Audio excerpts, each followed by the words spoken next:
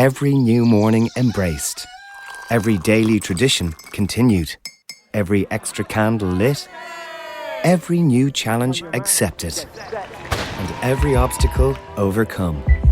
Every moment is precious. That's why Breakthrough Cancer Research funds research into better, smarter and kinder treatments. Because every breakthrough brings us closer to 100% survival for 100% of cancers.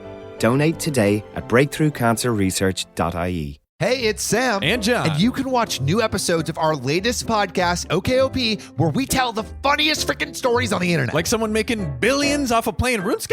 Oh, make those Bitcoin billies. Or the doctor accidentally putting the mistress as the emergency contact instead of the wife. Hey, yo, that sounds like a family feud. Do not tell Steve Harvey. But the point is, we got some bangers. Yes, so if you want to laugh and occasionally cringe, listen now for free wherever you get your podcasts.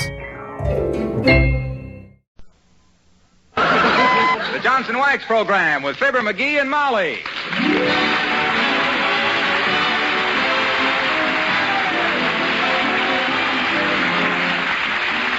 The makers of Johnson Wax products for home and industry present Fibber, McGee, and Molly, written by Don Quinn and Phil Leslie, with music by the King's Men and Billy Mills Orchestra.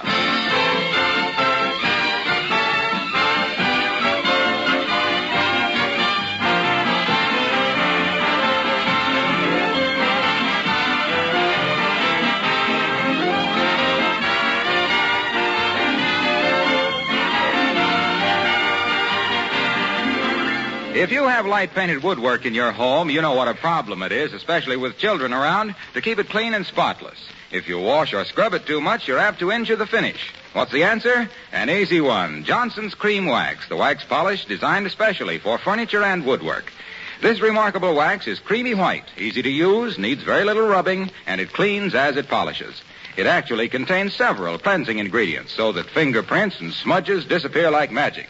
That's not an exaggeration, as you'll realize the very first time you try Johnson's Cream Wax. This polish is perfect for enameled surfaces like your refrigerator, for kitchen tables and woodwork, for your dining room table and sideboard, for chairs, beds, and ornaments. Johnson's Cream Wax leaves a wax film for protection. It gives a lustrous, soft, beautiful polish.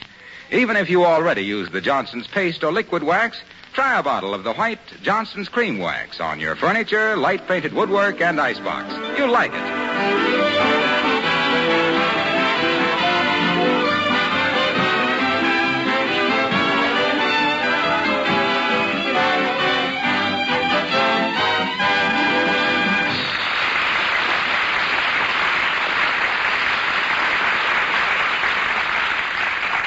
Nobody can be so completely Western as an Easterner who has spent 2 weeks west of Kansas City.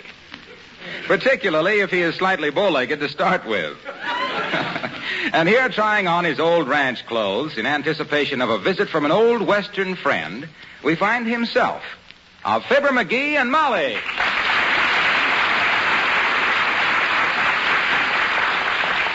Oh, boy, I sure got gypped when I bought this 10-gallon hat. Why did you? That's an awful lot of helmet for $3.98. Yeah, but I held it under the bathtub faucet, and you know what? What? It don't hold more than 6 quarts. Well, out west, the water goes so much further. Yeah, I hadn't thought of that. Hey, how do these blue jeans look? They feel like they've shrunk a little. Well, they do look a little tight, dearie, particularly around the... that reminds me. Will a nice ham be all right for dinner tonight? Sure. Wonderful. Old Ollie will love it. Incidentally, would you mind telling me once more just who this Ollie is that's bringing us a breath of the great open spaces? Ollie Oopdyke? Oh, you've heard me speak of Ollie Oopdyke. Oh? I and him were in the Army together in the last war. The big war. Where does he live now? Out in California someplace. Big Cattleman. Good thing I spent a lot of time out there. Be able to hunker down and palaver some real cow talk with him. Ought to have a swell evening. You'll sure have a ripping time if you hunker down in them tight britches. Shucks, gal, fine clothes and city talk don't cut no cactus when real men folks sit around the campfire. Besides, Ollie'll have to do most of the talking, I reckon. How come, partner? I can't talk myself. Breeches are so tight I can't get my breath. Better run upstairs and get into my chaps instead, I reckon. Well, take it easy in those high-heeled boots, McGee. You even wobble when you stand still. Well, I haven't had them on for several years. They say once you get used to them, you'll never wear anything else. Well, you'd get a nice suntan that way. I mean on your feet. Oh. Well, personally... Hello, Mrs. McGee, Mr. McGee. Hello, Alice. Howdy, Miss Alice. Come in and set a spell, ma'am. I just... Huh? Rope yourself a bar stool and name your poison, gal. How about a slug of root beer? Offer you a chaser, too, but we don't cotton to chasers in this valley. No, thank you. I don't believe but what... I mean... Oh, relax, Alice. He's just getting in the mood to greet an old pal of his from the West. Oh. Hunker down by the fire, miss, and let old Hop-along McGee tell you how he used to Russell Cattle.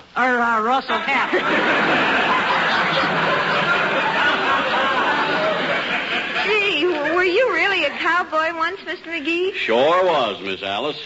I was top wrangler for the old Bar Nothing spread out in Blue Diamond, Nevada.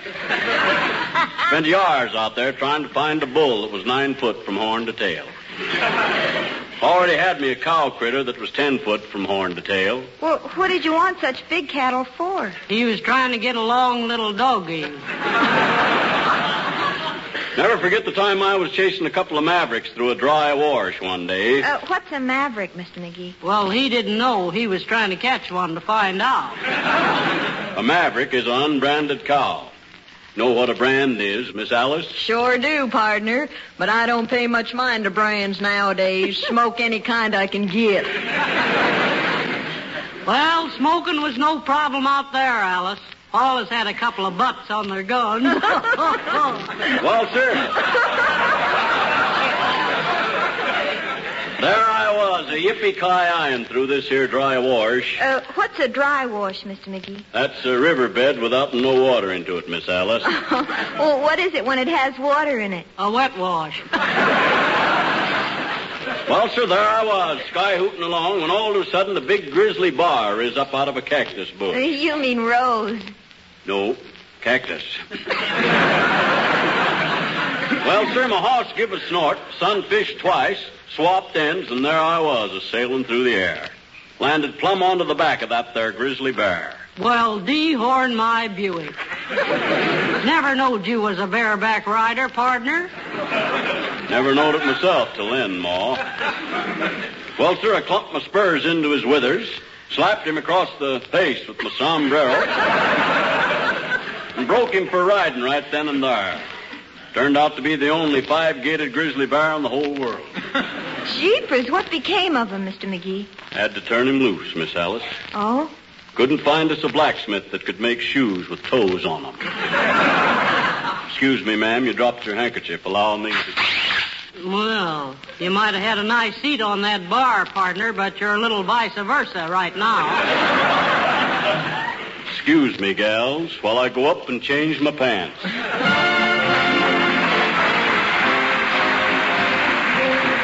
Billy Mills in the orchestra, and Magic is the Moonlight.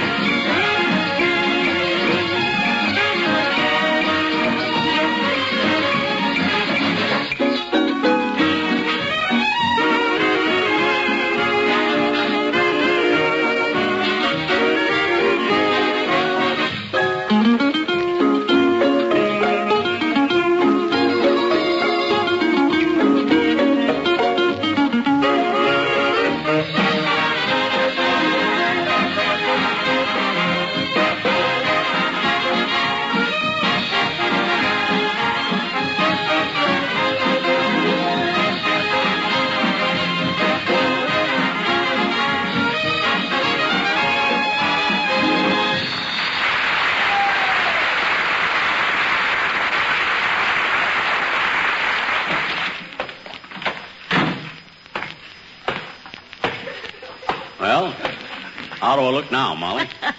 Got my spurs and my chaps and my neckerchief on. Very horse opera indeed.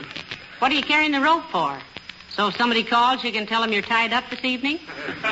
No, I'm going to brush up on my roping. Now, here's how we do it, Molly. We enlarge the loop, insert the finger between the main line and the loop, and with a graceful twist of the forearm, we start swinging the rope like this. 1, and 2, and...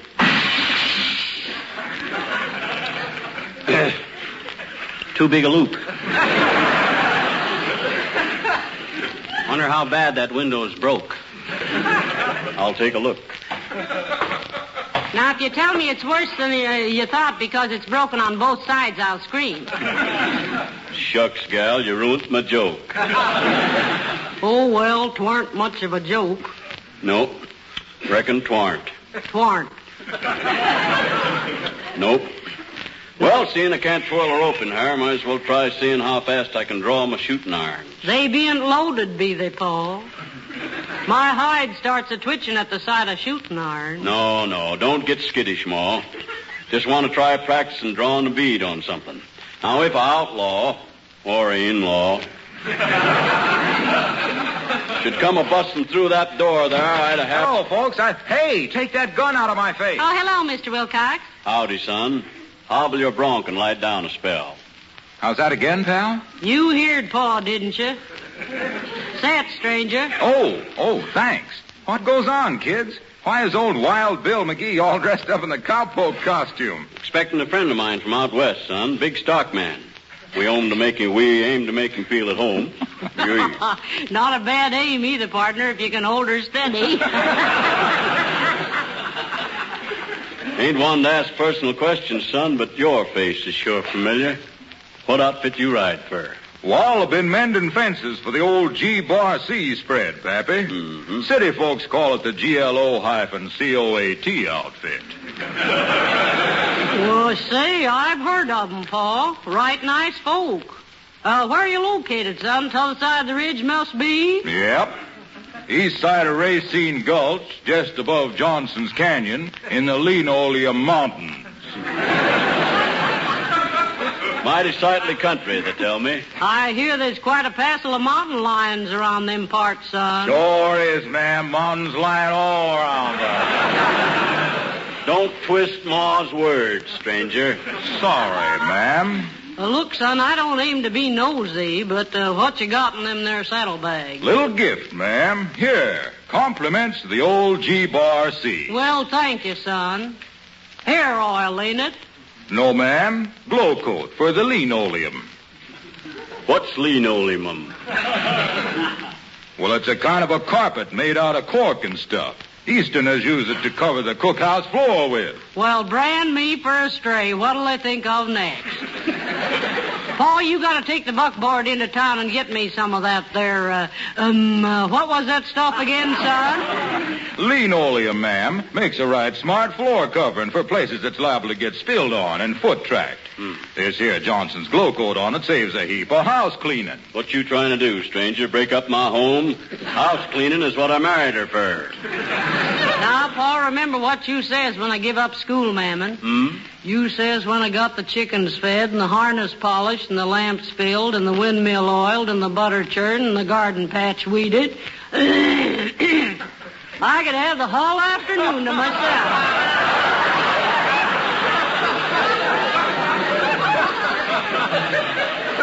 Don't you remember, Paul? Why, sure, Ma, but I didn't figure on this dude coming along to fill up your time with Eastern, all. I've been dreaming for years about having a mighty spare time. Like to try some of that there coldy cream on my face. Like it says in the catalog. How does this here gloaty coat work, son? Well, you just pour it out, ma'am, spread it around, and wait for 20 minutes or less. 20 minutes, huh? That's about the time it takes the shadow of the spring house to creep past the haystack, Ma. I always boil an egg myself. Huh? When it gets hard enough to bounce, it's 18 minutes. You know, Pa, if the price of beef stays up, you ought to get us a clock. That calendar keeps time awful loose. Well, anyway, ma'am, when this here glow coat dries, your linoleum will have itself a glitter like a cattleman's eyeball. Well, we sure do thank you kindly for it, stranger. Sure you won't stay for chow, son? It's just buffalo hump and soda biscuits.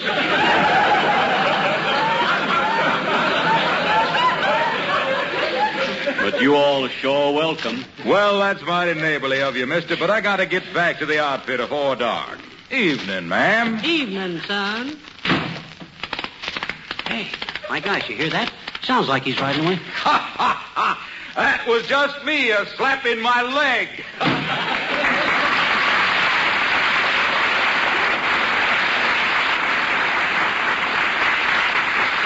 That's what I like about Mr. Wilcox. He always enters into the spirit of things, doesn't he? He always enters. I'll go that far. Say, look, dearie, there's something I've wanted to tell you ever since you came downstairs with those chaps on. Don't you? Hey, what do you suppose is delaying old Ollie Oopdyke? Gee whiz, he ought to have been here by now. Well, what time does the train from San Francisco get in? Well, as the guy says when he put the cigarette into the long holder, let's be frank. I don't know. You better call up and find out. But about those chaps... Hand me the phone. Here. Thanks. Hello, operator. Give me the Union Station. Yeah, the Inn for the Love of Mike. Is that you, Mert? Oh, dear. How's every little thing, Mert? Is, eh? What's that, Mert? Your brother? Oh, well, that's great. First man to reach the Rhine, huh? Oh, isn't that wonderful? How long's he been in the Army? He isn't in the Army. He was in a watermelon eating contest.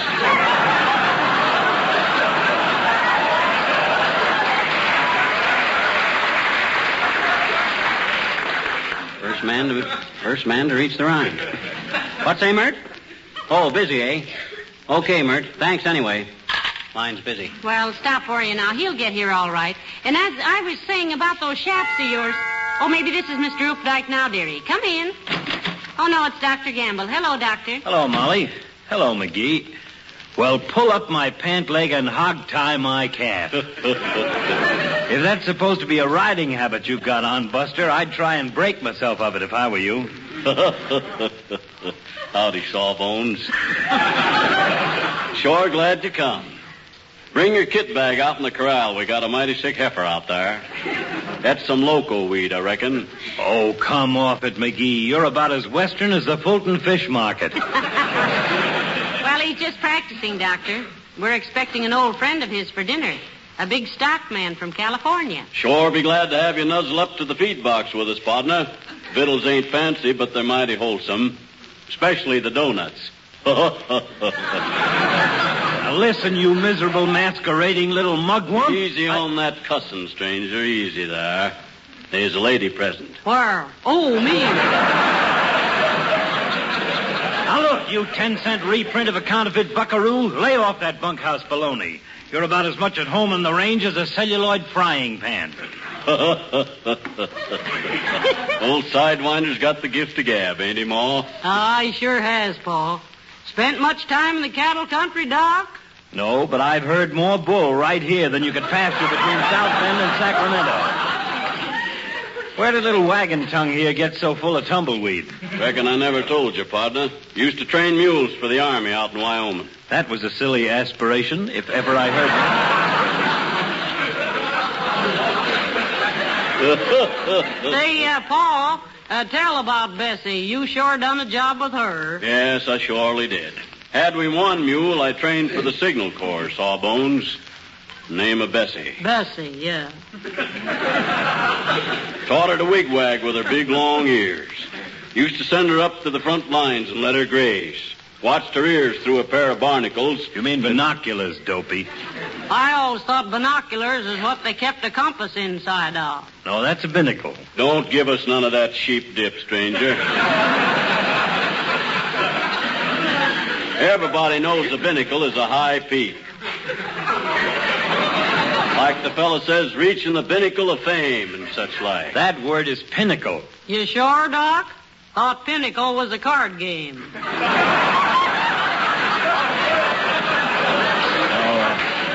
Molly, you're thinking of pinochle. Then what in tarnation's a barnacle, city slicker? A barnacle is a marine animal. Well, Bessie weren't. Bessie were an army animal. Well, sir, we keep a watch in our ears through a pair of barnacles. I pass. Bessie kept the wigwagging information back to us. How many patrols was out, where the gun emplacement was, which way the trenches run, and all stuff like that there. Took them heinies 3 years to figure out where we was getting our information from. And then what? As if I cared. Then when they finally caught on, they shot poor Bessie's ears off, Doctor. Cleaner than a whistle. Had to give poor old Bessie a medical discharge. I don't know why that should have stopped an ingenious little rascal like you, my friend. Why didn't you teach her to signal with her tail? No, sir. I was never one to take no back talk from no mule. What a cowhand. Have you ever been on a horse that wasn't made of wood and didn't go round in a circle? Oh, sure, Doctor. He spent a couple of summers on his uncle's ranch. Remember those evenings around the campfire, dearie? Sure do. Listening to the cowhands strumming their guitars and singing, I can shut my eyes and hear 'em now. Yes, sir. Old Slim Darby and his prairie dogs. Squatting around. Ornery tender feet whilst he sings my song. I'm an old cowhand from the Rio Grande, but my legs ain't bald and my cheeks ain't tanned. I'm a cowboy who never saw a plow, never roped a steer, never milked a cow, and I sure ain't fixin' to start him now. Yippee-ki-yo-ki-yay, woo-hoo! Yippee-ki-yo-ki-yay. I punch cattle when they're fried in a pan. I can hardly tell beef from pork. And the only leather I ever pulled was in a subway in New York. Oh, get along, little doggy, get along. Old cowhand. Rio Grande. Learn to ride. Or learn to stand. I'm a character tougher than an Arkansas mule. Never miss on the draw, never lost a mule. And the horse I ride is a drugstore stool. I'm an old cowhand from the Rio Grande. And I love the plain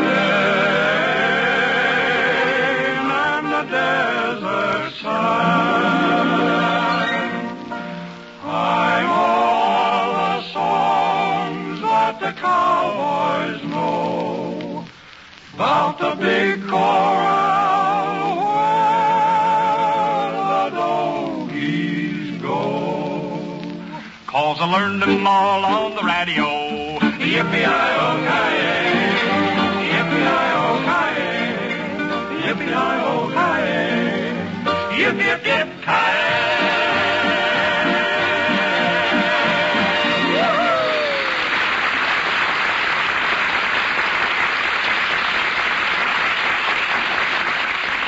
Yes, so old Slim Darby and his prairie dogs. Let's see now, they was Slim, Rimrock Robinson, Deadwood Dobson, and Lightning Rod Lynn. Whatever became of those boys? Oh, big dude named Paul Whiteman heard 'em and took 'em back east. Yeah? Last I knowed of 'em, they was calling themselves the King's Men. Well. Now, I claim they'll never get no place with a moniker like that there. Look, dearie, I don't like to change the subject, but those chaps you're wearing They're are... pretty snazzy, eh? Hey, what are we having for dinner, Molly? Mr. Updike. No, I mean to eat. Well, ham and sweet potatoes and hot biscuits, lemon meringue pie. How about some maple syrup on the biscuits? As I remembered, old Ollie used to go for biscuits and syrup. Well, I'll ask Beulah if we have some maple syrup. Oh, Beulah! Beulah! Somebody bowl for Beulah?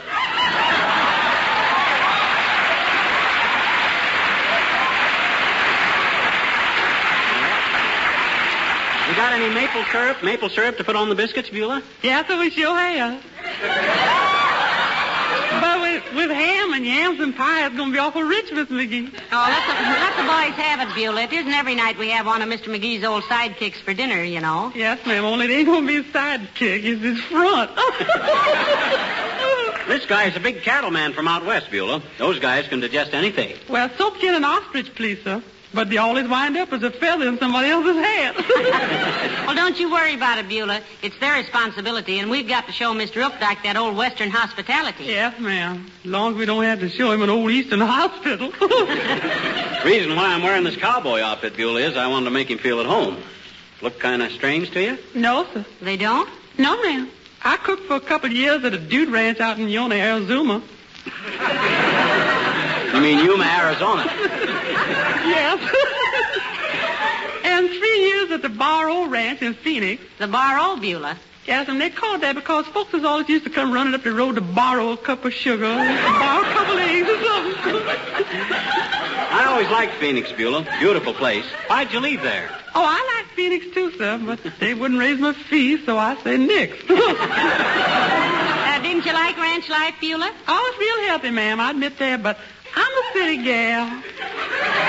You see, I can't get to sleep last night. I hear fenders banging, flat wheel streetcars clanking, cops whistle, and milkman keep them bottles noisy. You mean you'd rather be here with a wolf mooning at the bay than out there with a wolf baying at the moon? Yeah, that's what I said, baying at the moon. Yeah, that's what I said. Oh, look, I didn't see that.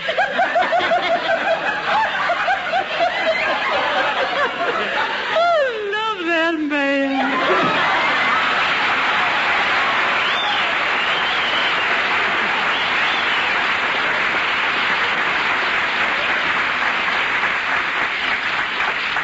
What was I about to say before you... I know. Those chaps you're wearing, McGee, will you please... Well, what's the matter with them? Gee whiz, I had them made by one of the best Western outfits in Trenton, New Jersey. And they told me when this... My goodness, I wonder who this could be. Come in. Well, what is it? What do you want? I'm looking for the residence of Mr. Fibber McGee. Well, this is it. And state your business briefly, Bud. We're expecting company. I am Oliver Updike. Heavenly days, Paul. It's Ollie. Well, hem-stitch my hackamore if it ain't. You ain't changed a bit, Ollie, old hoss. I'd have knowed you any place. Why, sure. Lie down and set a spell, partner. You're sure a sight for these old eyes. This here's the little woman, Ollie. Molly, this here's Ollie. Ollie, Molly. How do you do? How do you do, I'm sure. Please come in and sit down, Mr. Updike. Hunker up to the fire there, Ollie. Old Longhorn been hankering for some real old corral talk. How many head of beef you running now? How's the grazing? Any trouble with nesters? Nesters? Homesteaders, partner. Always muddying up the water holes. And a sight too handy with a running iron, Ollie. How big a trail herd you run this year? Trail herd? You mean cattle, McGee? Why, I have nothing to do with cattle. What? I thought your letter says you were a stockman. I am. Stocks and bonds. I said I was on my way to New York because of bull market conditions. Oh. Well, dinner will be ready in just a few minutes, Mr. Updike. Would you like to wash up a bit? Yes, thank you, I would. Head of the stairs and second door on the left, Ollie. Thanks. Stocks and bonds. Bull market. Look, sweetheart, before he comes back. Huh? Those chaps you're wearing. Yeah? You're supposed to wear pants under them.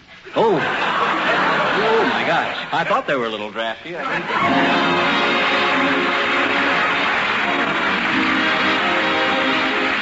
If you're ever in doubt about the kind of polish to use on your linoleum surfaces, let me read you a paragraph I noticed yesterday in a recent issue of a home economics magazine. It's from an article on the care of floors and reads as follows. Never use shellac, lacquer, or varnish on smooth surface floor coverings. These will cause discoloration, and under foot pressure, the finish will break down and form unsightly ridges, which grow worse with each new coat. All experts agree that Johnson's Glow Coat is the ideal kind of polish for all linoleum. It's recommended by the linoleum manufacturers themselves. Glow Coat gives protection against dirt, wear, and moisture, adds greatly to the life of the linoleum, keeps it new and fresh-looking indefinitely. And Glow Coat saves you lots of work. First, because it's self-polishing and needs no rubbing and buffing. And second, because spilled things are wiped up in a jiffy. From floors protected with Johnson's self-polishing Glow Coat. Folks, about this time of year, everybody's handing out awards for this and that, medals and ribbons and Oscars. Tonight, we'd like to hand out one of our own. This is the first, last, and only Fibber, McGee, and Molly annual award for services far beyond the call of duty. And the citation reads, to America's #1 soldier in grease paint, to the one-man vaudeville circuit who has brought honor to the radio industry and glory to himself for the untiring work he has done and is doing to entertain our servicemen in camps and hospitals all over the world without regard to his own health, comfort, or safety. Ladies and gentlemen, Our hearty admiration and respect to the lad you'll hear in just a minute, Bob Hope. Good night. Good night, all. This is Marlowe Wilcox speaking for the makers of Johnson Wax Finishes for Home and Industry, inviting you all to be with us again next Tuesday night. Good night. This is the National Broadcasting Company.